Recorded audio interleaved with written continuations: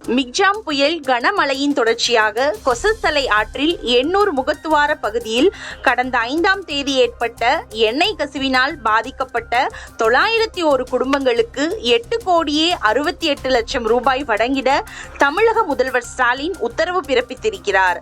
6,700 குடும்பங்களுக்கு தலா 7,500 ரூபாய் வீதமும் 2,301 குடும்பங்களுக்கு தலா 12,500 ரூபாய் வீதமும் வழங்கிட அவர் உத்தரவு பிறப்பித்திருக்கிறார்.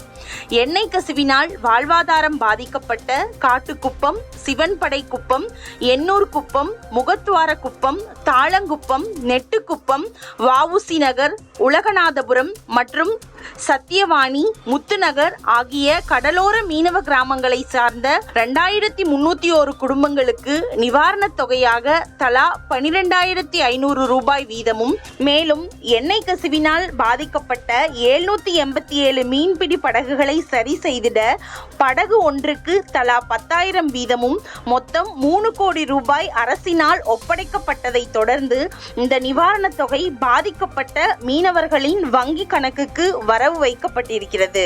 மேலும் சென்னை மாநகராட்சி மண்டலம் 1, வார்டு 4, 6 மற்றும் 7 ஆகிய பகுதிகளில் எண்ணெய் கசிவினால் பாதிக்கப்பட்ட 6,700 குடும்பங்களுக்கு தலா 7,500 ரூபாய் வீதம் மொத்தம் 5,02,00,000 ரூபாய் நிவாரணத் தொகை வழங்கிட தமிழக முதல்வர் ஸ்டாலின் உத்தரவிட்டிருக்கிறார்.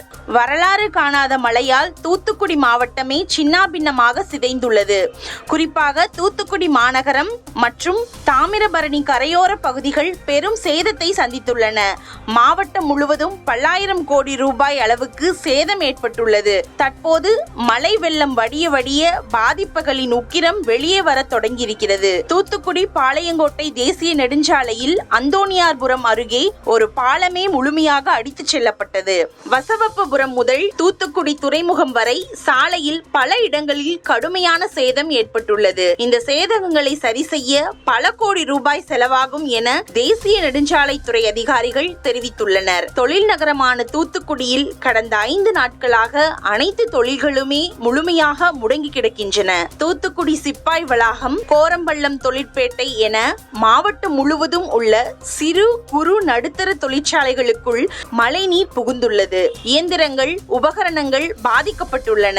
மேலும் தொழிற்சாலைகளில் உற்பத்தி செய்த பொருட்கள், உற்பத்திக்கான மூலப்பொருட்கள் என பல ஆயிரம் கோடி அளவுக்கு சேதம் ஏற்பட்டிருப்பதாக தொழில்துறையினர் கூறுகின்றனர். தமிழகத்தில் 29ஆம் தேதி வரை மிதமான மழைக்கு வாய்ப்புள்ளதாகவும், சென்னையில் அடுத்த 48 மணி நேரத்துக்கு ஒரு சில பகுதிகளில் லேசானது முதல் மிதமான மழை பெய்யக்கூடும் எனவும் சென்னை வானிலை ஆய்வு மையம் தெரிவித்துள்ளது. சாக்ஷி மாலிக், பஜ்ரங் புனியாவை தொடர்ந்து மல்யுத்த வீரர் வீரேந்திர சிங்கும் மல்யுத்த விளையாட்டில் இனி ஈடுபட போவதில்லை என அறிவித்துள்ளார். பிரிஜ்பூஷன் சரண் சிங்கின் மீது பாலியல் குற்றச்சாட்டு கூறி வரும் சாக்ஷி மாலிக் உள்ளிட்ட வீராங்கனைகளுக்கு ஆதரவளிக்கும் விதமாக வீரேந்திர சிங் இந்த முடிவை எடுத்துள்ளார். மேலும் தனது பத்மஸ்ரீ விருதையும் திரும்ப ஒப்படைக்கப் போவதாகவும் தெரிவித்துள்ளார். மல்யுத்த வீரர்களின் போராட்டம் தொடர்பான விவகாரத்தில் நான் ஏற்கனவே போதுமான அளவுக்கு பேசிவிட்டேன். இதற்கு மேல் இது குறித்து பேச எதுவும் இல்லை என மத்திய விளையாட்டுத்துறை அமைச்சர் அனுராக் தாக்கூர் தெரிவித்துள்ளார். இந்திய மல்யுத்த கூட்டமைப்பு தேர்தல் சில தினங்களுக்கு முன் நடந்தது. இதில் முன்னாள் தலைவரான பிரிஜ்பூஷன் சரண் சிங்கின் நெருங்கிய ஆதரவாளரான சஞ்சய் சிங் புதிய தலைவராக தேர்ந்தெடுக்கப்பட்டதன் எதிரொலியாக இந்த விவகாரம் வலுத்து வருகிறது.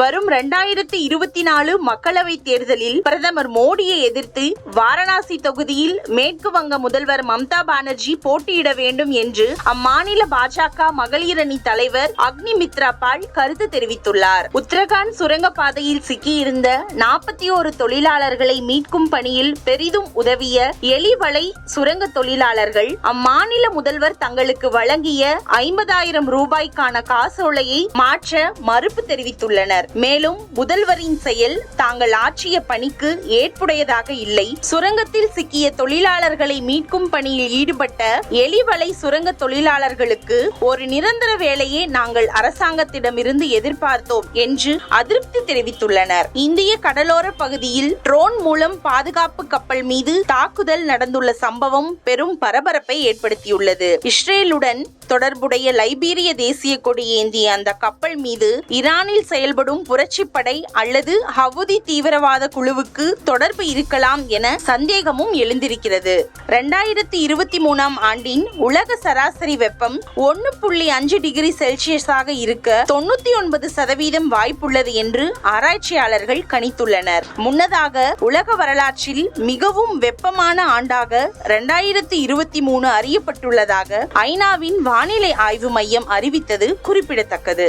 இந்திய கிரிக்கெட் அணி வீரர் ஹர்திக் பாண்டியா வரவிருக்கும் IPL தொடரில் பங்கேற்பது சந்தேகம் என தகவல் வெளியாகியுள்ளது. காயம் காரணமாக அவதிப்பட்டு வரும் அவர் இந்த IPL சீசனில் இருந்து விலகக்கூடும் என்று சொல்லப்படுகிறது. மும்பை அணிக்கு இது பின்னடைவாகவே கருதப்படுகிறது.